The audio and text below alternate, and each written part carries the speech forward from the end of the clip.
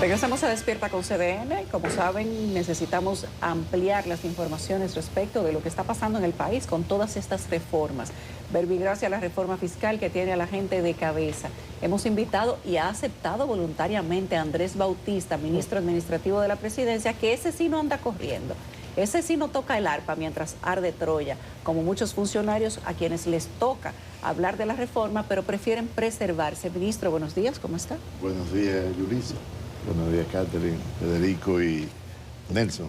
Y buenos días a todos los que ven, los muchos que ven este programa de Buenos Días Despierta. ¿Cómo analizan ustedes el panorama posterior a la introducción de las reformas?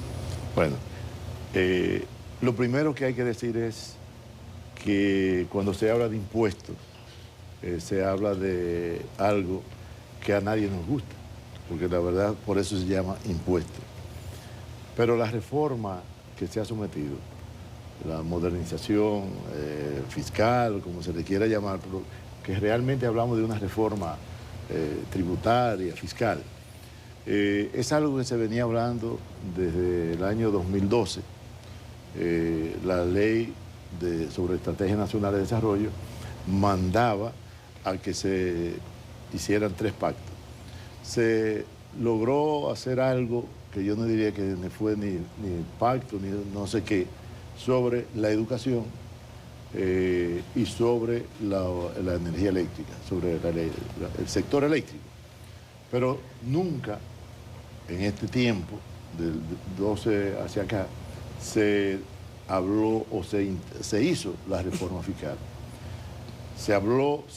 El presidente, en los candidatos, en las elecciones pasadas, los 3 que participaron en el debate se comprometieron ante el país de que reconocieron la necesidad de la reforma y se propusieron que se iba a hacer. El presidente Luis Abinader, del año 2020, se intentó hacer la reforma fiscal, pero todos sabemos lo que originó la imposibilidad de que se tratara este tema, que fue el COVID-19, que realmente no permitía un impacto como lo da siempre lo que es una reforma fiscal. Ahora se ha sometido. Indiscutiblemente que la reforma fiscal es una necesidad. Todo el mundo está de acuerdo que hay que hacer la reforma. Ahora, ¿cuál es el problema? Cuando hay que buscar el dinero que tienen que decirme que yo tengo que aportar. Como decía, los impuestos son imposiciones del Estado para poder requerir o conseguir los recursos necesarios para una serie de sectores que son imprescindibles. En este momento, el país necesita, o sea, el gobierno, tiene 2 caminos. O seguir, el presidente de la República, Luis Abinader, pudiera seguir navegando, tomando préstamos y jugando con lo que tiene que ver con la economía, la macroeconomía. Sin embargo, eso de tomar prestado tiene un límite.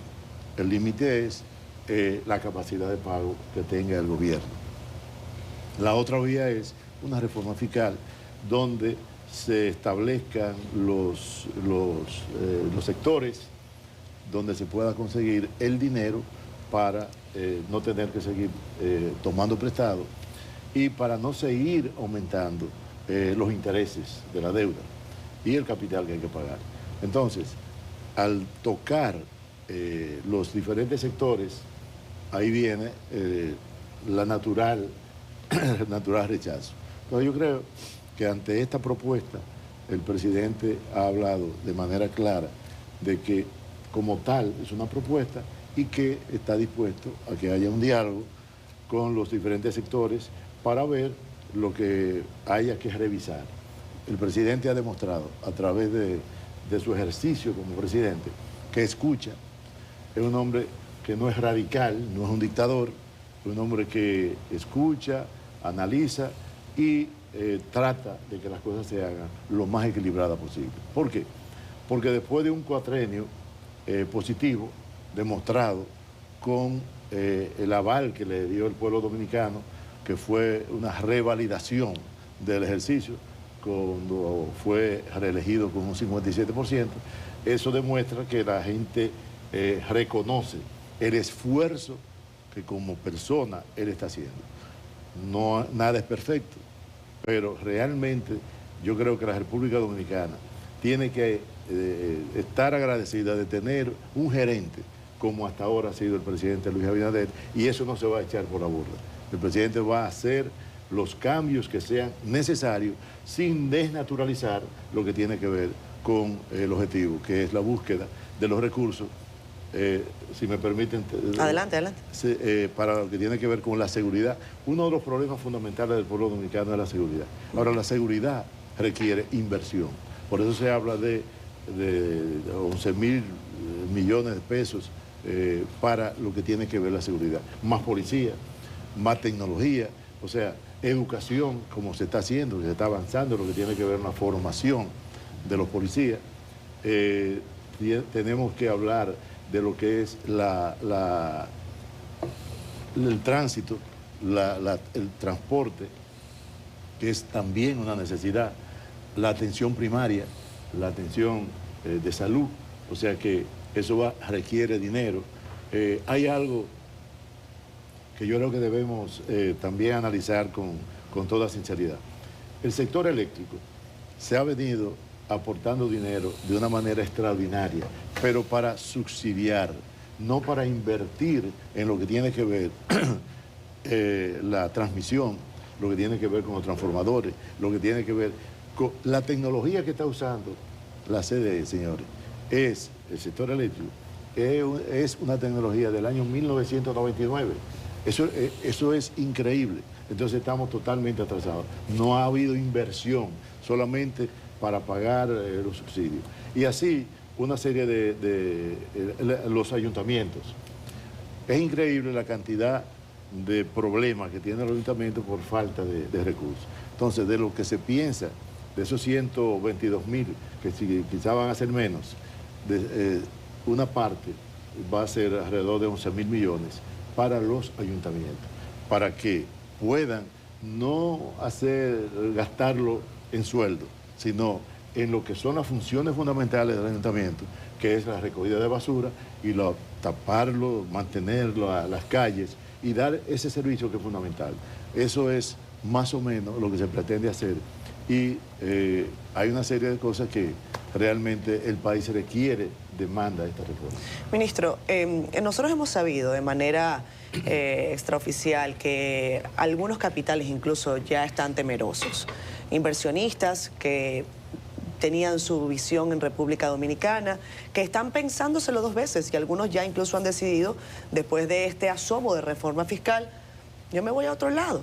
Porque los incentivos con los que yo de alguna manera iba a contar para llevar adelante tal proyecto o tal o cual inversión millonaria, pues prefiero llevarlos a otro lugar que puede resultar más competitivo. Y a los capitalistas no les gusta el ruido, el señor Bautista. Entonces la pregunta es, ¿por qué no tomar esta decisión de una manera consensuada antes? ¿Por qué no haber hablado con los sectores que hoy están gritando, oye, es que esto no estaba consensuado? ¿Por qué no hacerlo antes? Mira, realmente se ha conversado, el ministro de Hacienda ha conversado, y el presidente también se ha reunido. Yo he participado en reuniones donde se ha explicado a los diferentes sectores esta reforma, la necesidad de la reforma. Indiscutiblemente que antes de presentar la propuesta habían cosas que no se conocían, no lo conocían. Y ha habido esa reacción, pero hay una reacción natural, Catherine, de cuando a ti te dicen que vas a tener que pagar más impuestos, eso es chocante. Nosotros estamos totalmente convencidos de que los capitales van y vienen de acuerdo a las condiciones de retorno que tenga la inversión. Nosotros no estamos solo en el mundo, nosotros tenemos competencia, claro, en otros países cercanos y otros un poco más lejanos.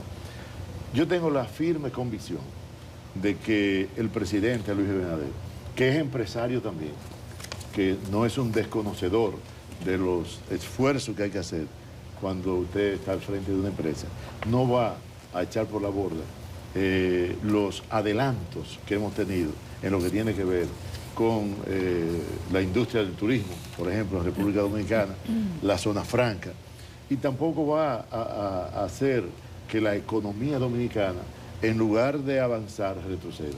Nosotros tenemos, y yo creo que tanto los empresarios, el pueblo en sentido general, tienen que entender que hay un gobierno consciente, con racionalidad, y que no se van a tomar medidas irracionales. Pero hay algo, y tenemos que entender que una empresa que yo tenga y otra empresa que tú tengas, si yo me gano 100 millones y tú te ganas 100 millones, no es posible que tú pagues el doble de lo que yo pago. Claro. O sea, debe haber una especie de equilibrio en esa parte, no un desequilibrio que realmente irrita y que no es justo. Pero yo reitero, tengo la fe y la seguridad de que aquí esta reforma no es para dañar, esta reforma es para que avancemos, pero que hay que tener en cuenta que hay que sacrificarse. Nosotros tenemos ejemplos de países que hoy tienen graves problemas, donde realmente hay empresarios de otros países que hoy viven en República Dominicana, que han confesado el gran error que cometieron cuando estuvieron de espalda a lo que son las necesidades y los problemas de su pueblo, y se quedaron pensando nada más en sus beneficios, pensando en que tener dinero en banco, tener dinero fuera del país, eso le daba la tranquilidad y felicidad. Yo creo que los que más tienen, o los que más tenemos, porque yo soy un pequeño empresario, los que más tenemos son los que más debemos aportar para la seguridad, para la paz. La República Dominicana hoy, en América Latina y quizá en el mundo, es de los países donde hay más estabilidad política, donde se celebran elecciones con defectos, sin defectos, pero se celebran elecciones creíbles y donde reina la paz. Entonces eso hay que cuidarlo. Y es un cuidado que no es el gobierno, es un cuidado que tenemos que tenerlo todos, empezando la familia, con los padres que muchas veces nos descuidamos y no le damos la formación a los niños. Después vamos a la escuela, hay profesores buenos, pero hay una inmensa cantidad de profesores que tampoco le importa la formación del niño. Entonces, el gobierno no puede hacerlo todo. Tenemos que empezar en la familia y aportando cada cual de acuerdo a su posibilidad. Ministro, desde el punto de vista de la técnica legislativa, y usted fue presidente del Senado, ya eso está depositado el proyecto de ley en el Congreso, y en ese sentido corresponde que se hagan las vistas públicas, que en efecto comenzarán a las 10 de la mañana.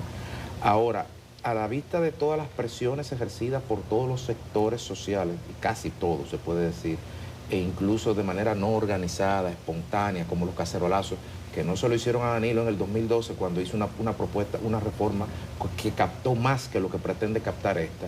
En algún momento el gobierno, en aras del espíritu de consenso que procura el presidente Abinader, ¿se plantearía la posibilidad, digamos, de buscar otro escenario donde discutir esa reforma? Mira, se están recibiendo los diferentes sectores en la Cámara de Diputados, que ahí es que está el proyecto ahora. Se va a hacer vista pública mañana, se va a seguir el viernes, pero el presidente ha manifestado... Hoy a las 10 de la mañana. Hoy a las 10.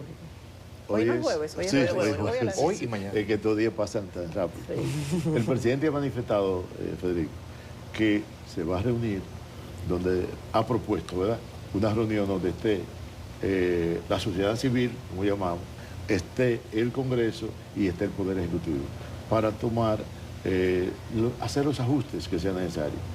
Porque cualquier decisión que surja del Congreso, queremos que sea lo más equilibrado.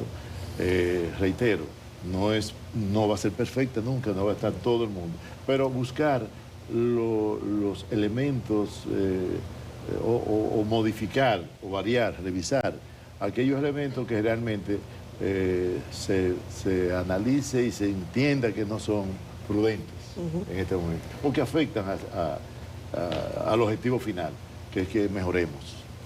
Ministro, me hubiese gustado estar hablando con usted de Moca como meca del fútbol. Exactamente. El aporte de la provincia es para allá, la economía dominicana, gente emprendedora, pero este es el tema. Una precisión. Realmente el ministro de Hacienda se reunió con algunos sectores o lo visitaron, pero nunca se dijo qué era lo que venía. Incluso yo participé en el almuerzo de la Cámara Americana cuando el ministro de Hacienda fue el orador invitado y todos los empresarios salieron disgustados de ahí, pero él no nos dijo nada, que es necesaria la reforma porque se necesita dinero para esto, no dijo nada, salieron disgustados. Incluso tengo constancia que muchos sectores fueron allá, los roneros se reunió con los directores de medios, pero no se pasó de la necesidad y de para qué se necesitaba dinero, para todas esas cosas que usted dice. Pero llegó el impacto. En el proyecto se habla de un aumento sensible de salario. No sé si ya ustedes están sobre la mesa, se dice que van a ser casi 5.000 millones, sector público, pero eso va a tener un impacto al sector privado. ¿Qué es eso de aumento sensible? ¿Y cómo podría impactar entonces en la empresa privada que tendría que caerle atrás a la pública con un aumento de esa naturaleza? Mira, bueno, lo primero es que realmente Moca es la meca del fútbol. No, está bien, no acepte provocaciones. Porque te conviene a ti, porque ha ganado más campeonatos nacionales que todas las otras provincias. Y realmente nos gusta el fútbol. Bueno, si va a un fútbol club, sí, pentacampeón. Pero Manuel Estrella sabe que ahí hay, creo que 3 o 4 titulares que son mocanos. El capitán es mocano. Sin detrimento. Al final son santiagueros. Sin detrimento de que yo admiro el esfuerzo, la dedicación que ha hecho Manuel para el fútbol dominicano y especialmente para ese club. Yo lo felicité, ganó, yo estaba en el partido final, ganó a OIM, bueno, ya ustedes saben. Entonces, con relación a las medidas compensatorias,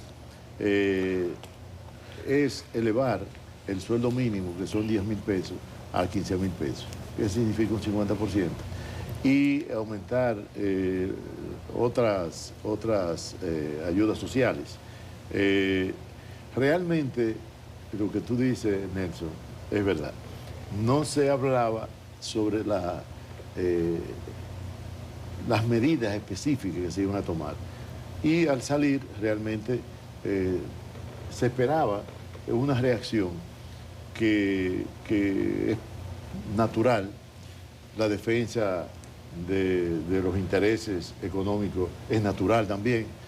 Yo creo que lo más importante es lo que el presidente ha planteado, y es que se va a reunir, que se va a buscar el consenso posible, y yo particularmente conozco a Luis Abinader, al presidente Luis Abinader, estoy convencido de que se van a tomar las decisiones prudentes, una decisión acorde con los intereses nacionales.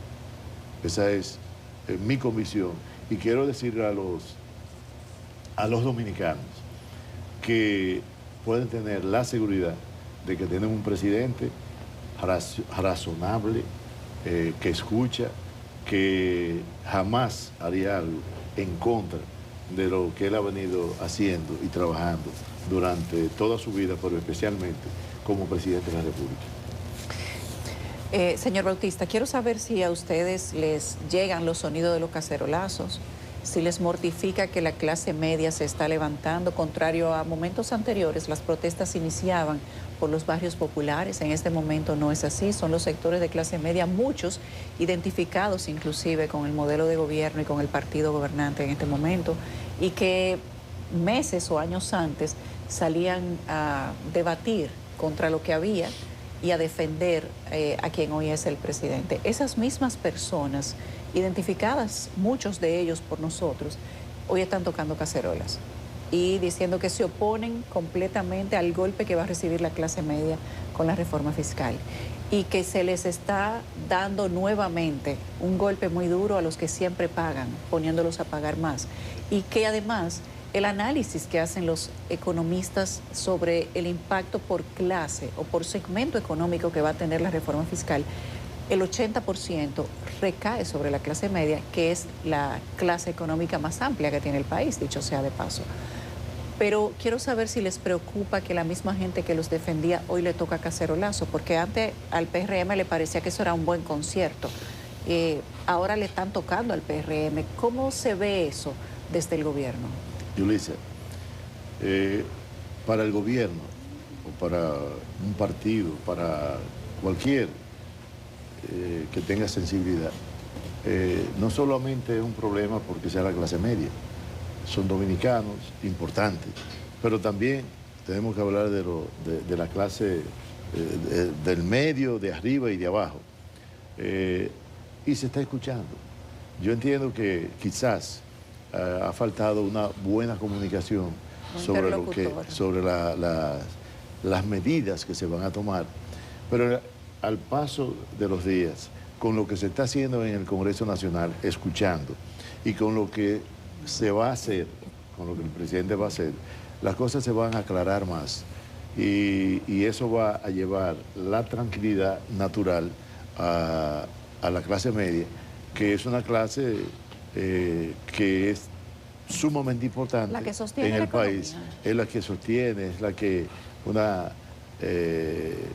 la que necesita el país. Claro. Pero me sorprende que ustedes hablen de que no ha habido una buena política de comunicación con los sectores, con la clase media, con el país, digamos, en sentido general. Porque quien hace la reforma es el gobierno. Quien decide lo que se pone, lo que se quita, lo que se impacta es el gobierno. Quien además decide de qué manera lo va a informar y tiene todos los recursos para informarlo correctamente es el gobierno. Y hoy es el mismo gobierno que está diciendo, no ha habido una buena política para informarle a la gente lo que va a pasar. Lo que pasa es, Yulisa, también, que tú tienes que saber, y tenemos que saber todos, que hay un sector opositor que destaca la cosa negativa. Pero aquí no hay oposición, en este momento no hay oposición. ¿No? Claro que... Porque no puede haber oposición para una cosa y para otra. La oposición, me refiero, a la oposición no tiene que ser solamente política, sino la oposición a la reforma de otros sectores, porque definitivamente sabemos que hay sectores poderosos que están en contra de ciertas medidas. Entonces eso hace que realmente la información muchas veces puede ser distorsionada, pero reitero, esto no ha pasado, esto está en conocimiento en el Congreso Nacional y hay que saber, señores, que las leyes donde realmente se conocen es cuando se someten a la prueba del Congreso Nacional.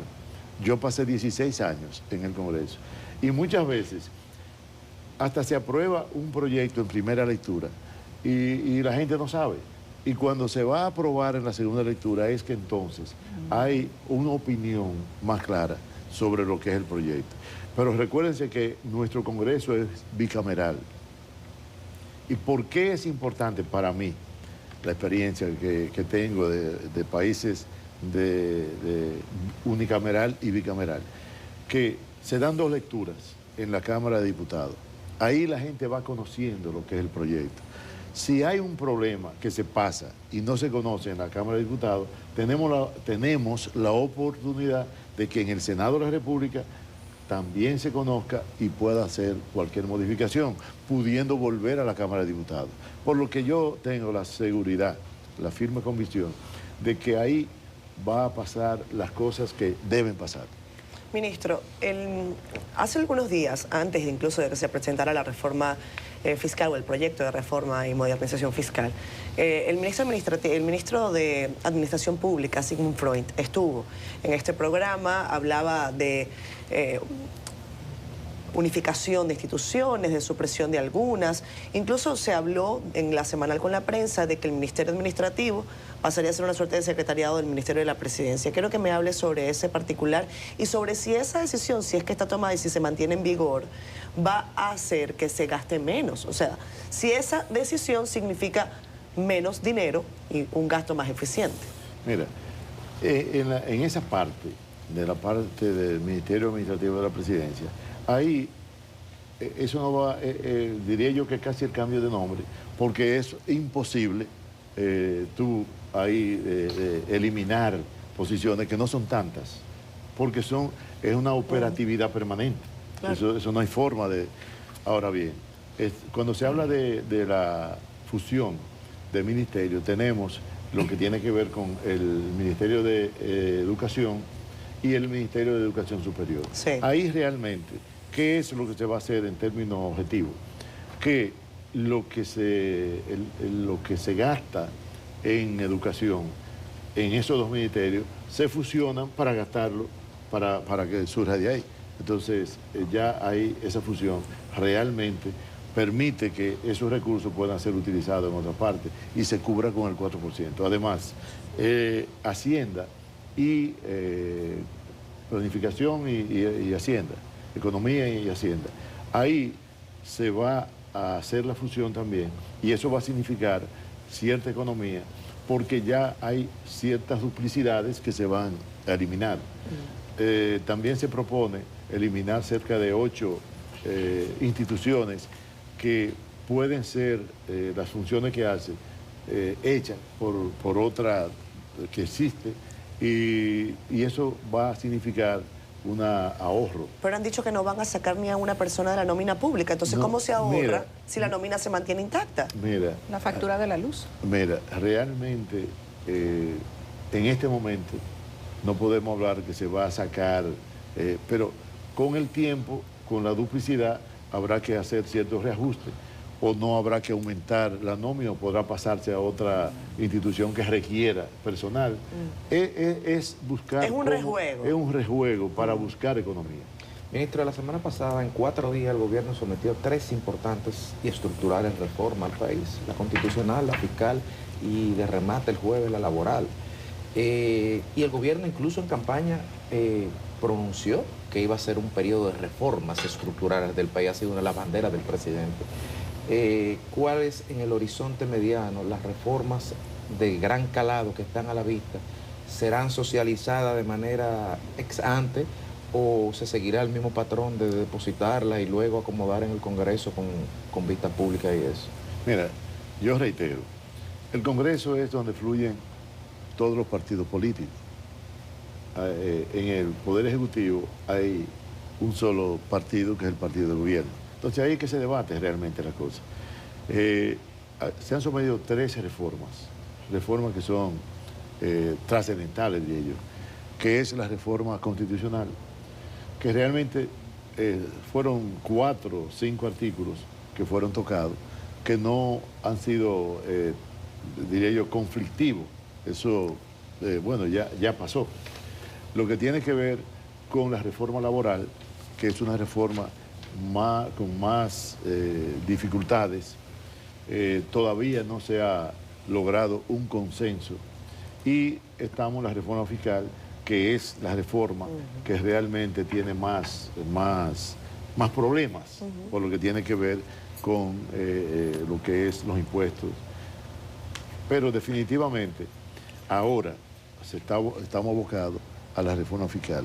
La reforma laboral no es algo que tiene que ser urgente, sí, y va a llevar tiempo. Me refiero, y disculpe que le interrumpa, al patrón de las reformas, porque si hay un común denominador entre esas dos que usted señala, es que los empresarios dicen que no le consultaron y que depositaron sin saber, que se parece un poco a lo que dicen los sectores gremiales de que tampoco fueron consultados y que lo depositaron la reforma fiscal. La pregunta es si ese patrón de escribir y llevar al Congreso y no consensuar y no consultar ex ante con todos los sectores y stakeholders se mantendrá en la próxima reforma. Mira, Federico, decir que la reforma laboral no se ha discutido. No, lo dice el CONEP. Óyete, una cosa es que no se haya puesto de acuerdo y otra cosa es que no se haya discutido. Porque hay un elemento de la reforma laboral que es el elemento. El elemento. Ese es el elemento fundamental. Entonces, ahí es que no ha habido acuerdo y es difícil que haya acuerdo. Entonces, ¿qué sucede? Poner de acuerdo a todos los sectores sobre un punto determinado no es cosa fácil. No. Aquí se habló de 3 pactos. ¿Y tú crees que el pacto eléctrico fue un pacto de verdad que se hizo? Tenemos las consecuencias. El pacto educativo, ¿fue verdad que se hizo ese pacto educativo? No es verdad. Porque si se hubiera hecho un pacto de verdad, a conciencia, no tuviéramos los problemas que tenemos en educación, no tuviéramos los problemas que tenemos en el sector eléctrico. Entonces, el pacto fiscal tampoco va a ser lo perfecto, pero hay una cuestión, y esto no es para que se malinterprete. Cuando usted tiene la responsabilidad de padre de familia, usted no puede poner a los hijos, usted tiene 5, 6, 3, 2 hijos, ponerlo de acuerdo, eso no es fácil. Ahora, usted como padre de familia tiene que dejar entonces que la cosa sea así. El gobierno tiene una responsabilidad y es de imponer aquello que realmente sea para beneficio del país. Porque si esperamos entonces que todo el mundo se ponga de acuerdo, lo que pasa a hacer es nada. Entonces el gobierno está para gobernar sin excesos, pero sí poniendo las reglas de juego. Andrés, te voy a dar chance de un mensaje final, pero un político curtido, a carta cabal, y tú sabes que se están moviendo cosas grandes en este momento. Incluso tú hablabas de que hay sectores poderosos. Sectores poderosos, tú no ampliaste la idea, me imagino que de estos sectores poderosos que están siendo afectados. Cuando abril del 84, no sé si fue el 24 en la noche o el 25, tal vez tú tienes mejor memoria que yo, Peña Gómez dio un discurso dirigido a los sectores poderosos y decía Peña: cuando esas masas de los barrios no tengan que comer y cojan para donde ustedes viven, después se demostró que era Peña metiendo miedo a esos sectores poderosos, a los ricos, para que desactivaran eso. Entonces, da tu mensaje, porque, yo veo que Abinader ya se comenzó a mover en la dirección correcta para desmontar esta indignación que hay. Da tu mensaje a la gente para que lleve tranquilidad, pero tú sabes de qué es lo que yo estoy hablando. No, mire, definitivamente voy a reiterar a los amigos televidentes y a todos los que puedan escuchar. Tenemos una necesidad que se viene denunciando de reforma. El país no puede seguir en las condiciones en que estamos. Eso está demostrado por todo. No hay un economista que no diga que no es necesaria la reforma fiscal. No hay un político que tenga un mínimo de respeto a sí mismo que no reconozca la necesidad de la reforma fiscal. ¿Y para qué la reforma fiscal? Para buscar los recursos que son imprescindibles para mantener este barco en la dirección que está y navegando. Entonces, ¿dónde que está el problema? En de dónde se va a buscar el dinero, pero que hay que buscarlo. Entonces, ¿quiénes son los que tenemos que pagar más? Los que más podemos. Entonces, tenemos que ser razonables y de entender que tenemos que aportar. Reitero que lo que se busca es que haya equidad en los impuestos, que no haya exceso en la aplicación de medidas que puedan poner en peligro lo que es el aparato productivo nacional. Esa es la tarea del gobierno, evitar colapsar aquellos sectores que son los que mueven la economía dominicana y que tengan la seguridad de que tenemos un capitán del barco que está consciente de que el país tiene que seguir caminando por los senderos de avance, desarrollo, y que somos hoy día uno de los países donde hay mayor inversión extranjera porque hay seguridad jurídica y porque hay un gobierno que protege la producción. Nosotros le decimos que no haya nerviosismo, que este país va a seguir hacia adelante. Bueno, gracias, Andrés. Esa vez dijo Peña, el segundo día, a Jorge Blanco: presidente, si no tira la guardia a la calle lo van a tumbar. Ahora son las cacerolas en clase media que dice Yulisa. Evítense que las masas irredentas se den cuenta que va a ser afectada. No estoy metiendo miedo, que de hace días me dicen, pero tú metes miedo, yo lo que conozco. Este país tenemos que cuidarlo entre todos, empezando por los que más tienen, empezando por el gobierno y por todo. O sea, la paz y la seguridad es un compromiso de todos. Gracias, Andrés. Gracias a ustedes.